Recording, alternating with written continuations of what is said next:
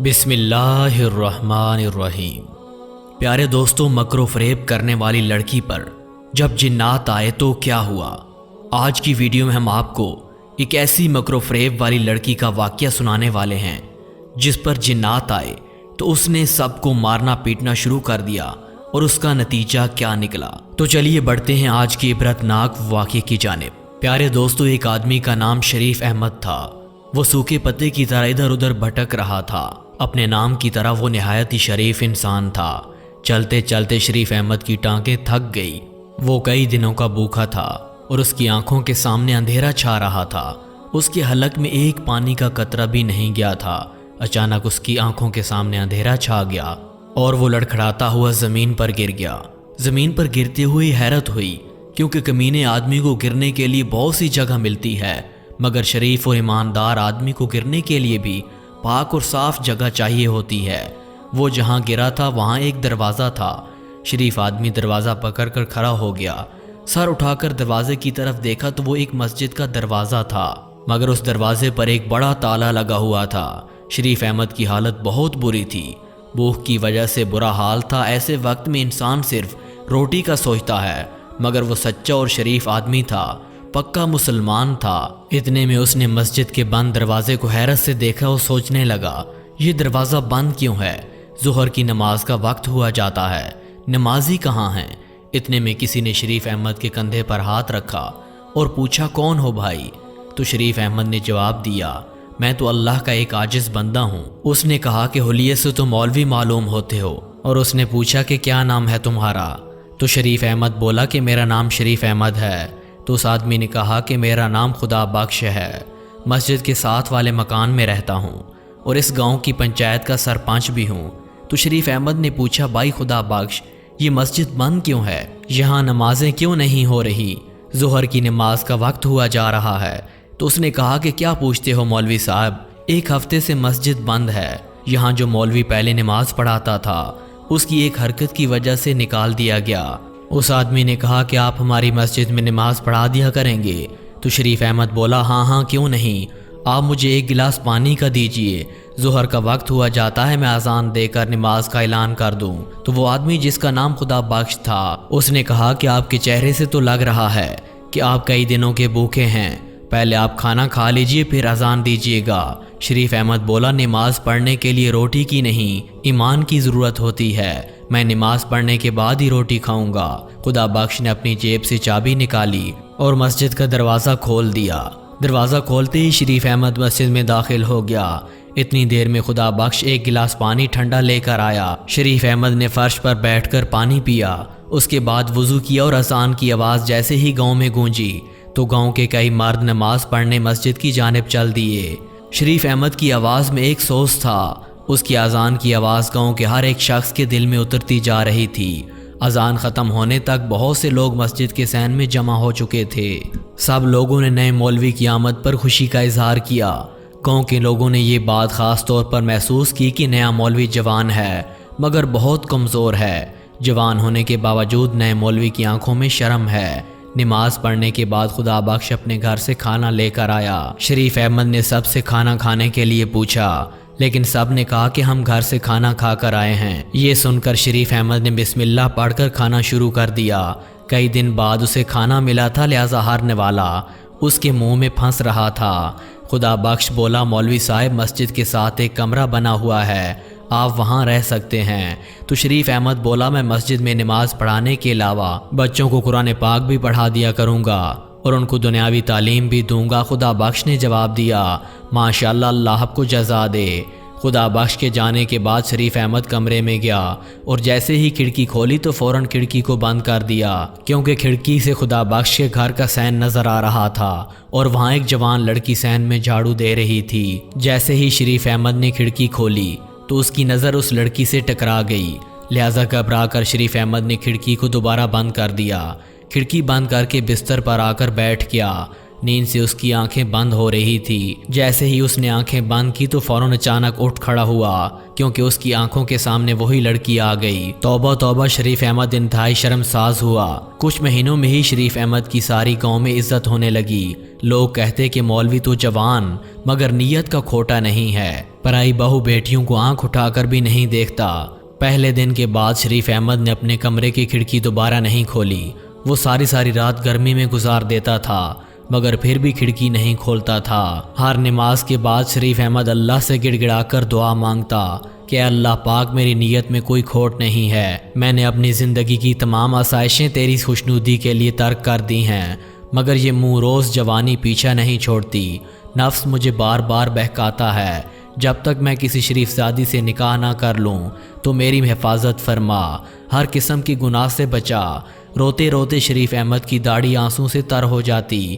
ایک دن عصر کی نماز کے بعد خدا بخش گھبرایا ہوا مسجد میں آیا تو شریف احمد مسجد میں بیٹھا قرآن مجید کی تلاوت کر رہا تھا۔ خدا بخش کہنے لگا، ذرا میرے بیٹے عاشو کو دیکھ لو، وہ عجیب و غریب حرکتیں کر رہا ہے، کبھی وہ اپنا سر دیواروں سے ٹکرانے لگتا ہے، اس کے منہ سے عجیب و غریب آوازیں نکلتی ہیں، جلدی چلو میرے بیٹے کو دیکھ لو، اس کی ماں بہت زیادہ پریشان ہے۔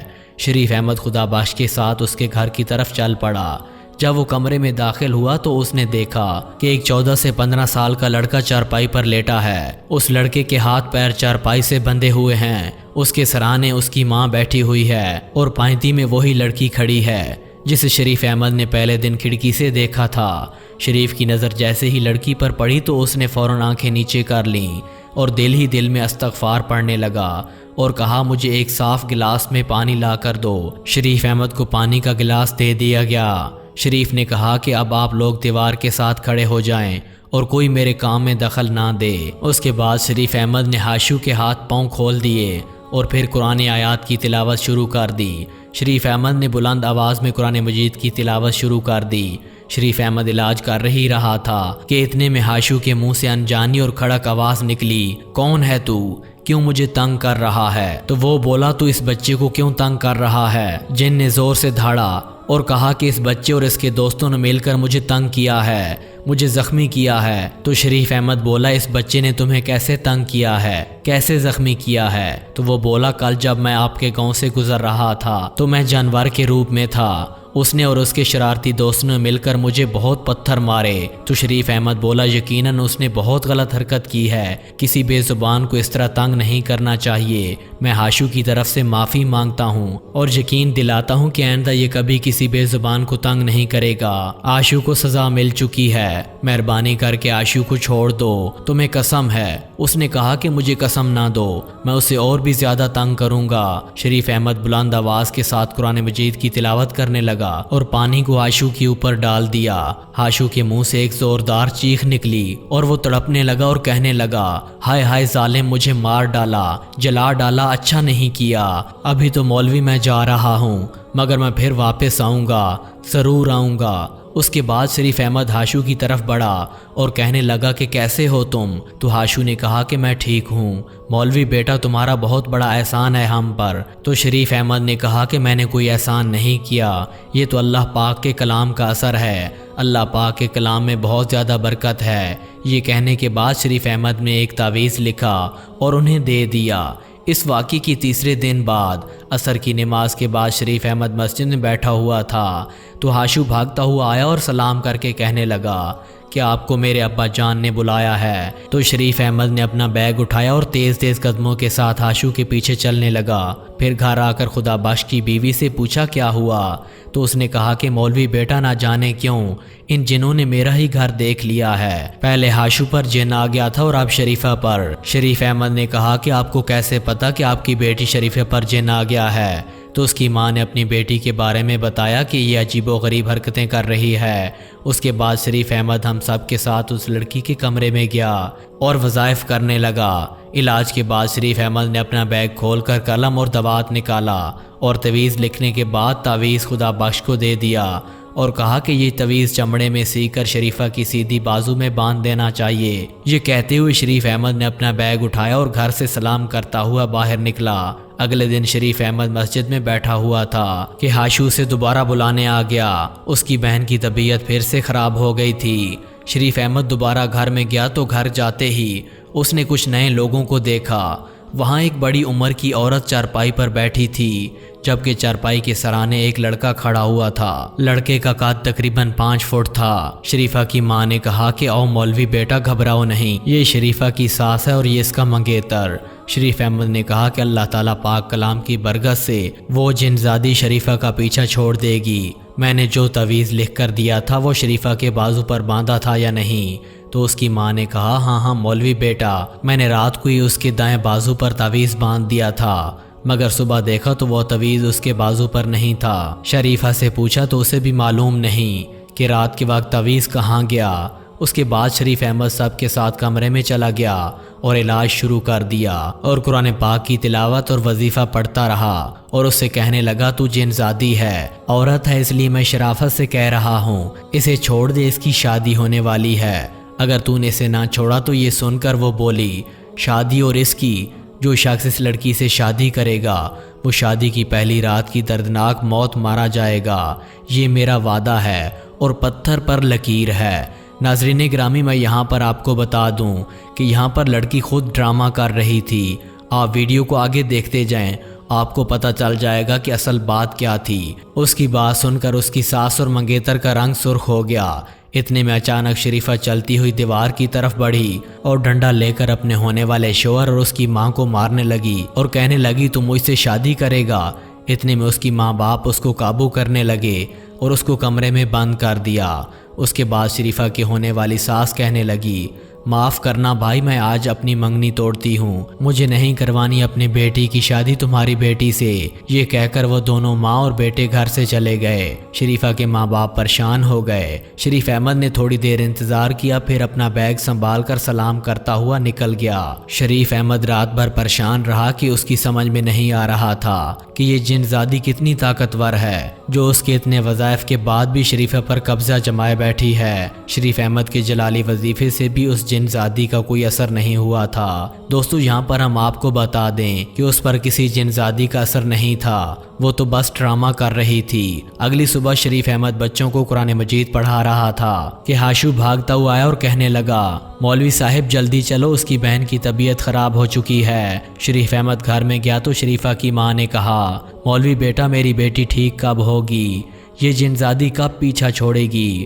شریف احمد نے کہا کہ آپ فکر نہ کریں، یہ جلدی شریفہ کا پیچھا چھوڑ دے گی۔ بیٹا اللہ تیری زبان مبارک کرے، میری بیٹی اور پورے گاؤں میں بدنام ہو چکی ہے، اوپر سے اس کی پھوپھی نے بھی رشتہ توڑ دیا ہے، اب تو بتا کون کرے گا میری بیٹی سے شادی؟ تو شریف احمد بولا کہ اماں جان آپ فکر نہ کریں، اللہ پاک بہتر کرے گا، یہ رشتہ ختم ہو گیا تو اللہ پاک اس سے بہتر رشتہ بھیجے گا، آپ جا کر شریفہ کے کمرے کا دروازہ کھولیں، آج میں ایسا جلالی وظیفہ کروں گا کہ وہ جن زادی چیختی ہوئی باہر آ جائے گی، میرے ساتھ کمرے میں اور کوئی نہیں ہوگا۔ شریف احمد کو اس پر شک ہو چکا تھا، اب کیونکہ شریف احمد بھی بڑا نیک انسان تھا اور وہ لڑکی کی حالت بھی دن بدن خراب ہوتی جا رہی تھی، اس لیے شریف احمد ایسا سے چلتا ہوا شریفہ کے پاس آیا۔ شریفہ چارپائی پر بیٹھی ہل ہل کر اللہ کا ورد کر رہی تھی، جس کے بعد شریف احمد چارپائی کے پاس پہنچ کر رک گیا، تھوڑی دیر تک شریفہ کو دیکھتا رہا اور پھر آہستہ آواز میں بولا شریفہ یہ ناٹک اب بند کر دو، تمہارے اوپر کوئی جن زادی نہیں ہے۔ شریف احمد کی بات سن کر شریفہ خاموش ہو گئی، اس نے اپنا سر اوپر کیا اور شریف احمد کو گھورنے لگی تو تمہیں پتہ چل گیا کہ میں ڈرامہ کر رہی ہوں؟ تو شریف احمد نے کہا کہ ہاں مجھے پتہ چل گیا ہے، اور تو نے اپنی آنکھیں کیسے لال کی ہیں؟ تو شریفہ نے کہا کہ میں نے گریسلین لگا کر اپنی آنکھیں لال کی ہیں۔ تو شریف احمد نے کہا کہ تمہارے اس ناٹک کی وجہ سے تمہارے ماں باپ کتنے پریشان ہیں۔ شریفہ بولی مجھے افسوس ہے اس بات کا کہ میرا رشتہ اس سے زبردستی کر دیا گیا، میں نے توڑنے کے لیے یہ سب کیا تھا۔ شریف احمد نے کہا کہ یہ کیوں رشتہ منظور نہیں تھا؟ تو شریفہ بولی میرا اس کے ساتھ کوئی جوڑ نہیں تھا۔ تو شریف احمد نے کہا کہ اگر یہ رشتہ تجھے منظور نہیں تھا تو دل سے دل تک کرنے کی کیا ضرورت تھی؟ وہ بولی میرا رشتہ اس وقت کیا گیا تھا جب میں جھولے میں تھی اور شادی کے وقت بھی مجھ سے نہیں پوچھا جاتا تھا۔ میں 10 جماعت پاس ہوں اور اس نے تو کبھی اسکول کی شکل بھی نہیں دیکھی ہے۔ تو شریف احمد کہنے لگا کہ اب تیرا کیا ہوگا، تجھ سے کون شادی کرے گا؟ آس پاس کے پورے گاؤں میں تو مشہور ہے کہ تجھ پر ایک جن زادی کا سایہ ہے۔ یہ سن کر شریفہ مسکرائی اور کہنے لگی مجھ سے شادی وہ کرے گا جس کو معلوم ہے کہ مجھ پر جن زادی کا اثر نہیں ہے۔ شریف احمد واقعی شریف تھا اور اسے کہنے لگا کہ کیا مطلب ہے؟ تو شریفہ بولی کہ یا تو بہت شریف ہے یا شریف بننے کی کوشش کر رہا ہے۔ شریفہ نے شرارتی نظروں سے شریف احمد کو دیکھتے ہوئے کہا شریف احمد آپ سب کچھ جاننے کے بعد بھی انجان بن رہے ہو۔ تو شریف احمد نے کہا کہ میں آپ کی بات بالکل نہیں سمجھ رہا۔ اسی لیے دوستو بزرگوں نے بالکل صحیح فرمایا ہے کہ عورتوں کے مکر و فریب سے اللہ تعالیٰ ہی بچائے۔ شریف احمد نے کانوں کو ہاتھ لگاتے ہوئے استغفار کہا اور اپنا بیگ اٹھا کر سلام کرتا ہوا اس گھر سے نکل گیا۔ تو شریفہ کی ماں نے کہا کہ بیٹا کیا ہوا؟ جن زادی نے شریفہ کا پیچھا چھوڑ دیا۔ تو شریف احمد نے کہا کہ بہت جلدی وہ جن زادی شریفہ کا پیچھا چھوڑ دے گی۔ شریفہ کی والدہ بہت پریشان تھی کہ اب اس سے شادی کون کرے گا۔ آس پاس کے گاؤں میں بھی یہ مشہور ہے کہ اس پر جن زادی کا اثر ہے اور اس کی پھوپھی نے بھی اس کا رشتہ توڑ دیا ہے اور پورے گاؤں میں یہی مشہور ہے کہ یہ اپنے دولہے کو مار دے گی۔ اتنے میں شریفہ کی ماں بولی بیٹا تجھے تو سب کچھ معلوم ہے نا، تو مولوی ہے اور تو ان چیزوں سے بالکل نہیں ڈرتا، کیا تو کرے گا میری بیٹی سے شادی؟ ویسے بھی تو شادی شدہ نہیں ہے۔ شریف احمد نے کہا کہ میں آپ کی برادری کا نہیں ہوں، کہیں آپ کی برادری کے لوگ برا نہ مانے۔ شریفہ کی ماں نے کہا کہ اس مشکل وقت میں میری برادری کہاں میرے کام آئی جو میں برادری کے برا ماننے کے بارے میں سوچوں، اور تو مسلمان بندہ بھی ہے، اس طرح تو ایک ہماری برادری کا بندہ ہے۔ تو شریف احمد نے کہا کہ پاس والے گاؤں میں میری خالہ رہتی ہے، میں کل اس کو لے آؤں گا، آپ اس سے شادی کی بات کر لینا۔ تو اس طرح شریف احمد نے اپنی رضامندی ظاہر کی اور ان دونوں کی شادی ہو گئی۔ تو ناظرین گرامی اس طرح وہ لڑکی ناٹک کرتی رہی کہ اس پر جن زادی کا سایہ ہے۔ ناظرین گرامی ہمارا اس بات پر بالکل یہ مقصد نہیں ہے کہ عورتوں پر جنات نہیں ہوتے، جنات ہوتے ہیں، کافر بھی ہوتے ہیں اور مسلمان بھی ہوتے ہیں، کیونکہ جنات کے بارے میں قرآن مجید میں بھی ذکر آیا ہے، اس لیے جنات ہوتے ہیں، اس بات میں کوئی شک نہیں، اور وہ انسانوں کو پریشان بھی کرتے ہیں اور ان سے محبت بھی کرتے ہیں۔ لیکن آج کل ہمارے پاس کیا رواج چل پڑا ہے کہ اگر کسی لڑکی یا لڑکے کی تھوڑی سی طبیعت خراب ہوتی ہے تو سب کہتے ہیں کہ اس پہ جنات کا سایہ ہے۔ تو دوستو ایسا بالکل نہیں ہوتا۔ آپ اللہ تعالیٰ کا شکر ادا کریں، نماز پڑھیں، قرآن مجید کی تلاوت کریں، قرآن مجید کا ذکر کریں گے تو اللہ تعالیٰ آپ کے گھر سے پریشانیاں دور فرمائے گا۔ اور جو میں نے آپ کو واقعہ بتایا تو آج کل اس طرح بہت سے گھروں میں ہوتا ہے کہ جس طرح رشتہ منظور نہیں ہوتا تو لڑکی یا لڑکا ناٹک کرتے ہیں۔ تو اس لیے تمام والدین سے میری گزارش ہے کہ اپنی بیٹی اور بیٹی کی رضامندی کے بغیر کہیں بھی رشتہ نہ کریں، اس کی وجہ سے آپ کے گھر میں مشکلات آ سکتی ہیں، آپ کی بیٹی کو طلاق ہو سکتی ہے۔ تو دوستو ہمارا مقصد اس ویڈیو کو بنانے اور اسی واقعہ کا سنانے کا یہ تھا کہ اپنے بچوں کو ان کی رضامندی کے مطابق شادی کرنے دیں تاکہ ہنسی خوشی وہ اپنے گھر کو بسا سکیں۔ تو دوستو ملتے ہیں ایک اور ایمان افروز واقعے کے ساتھ، تب تک کہ ہمیں دیجیے اجازت، اللہ نگہبان۔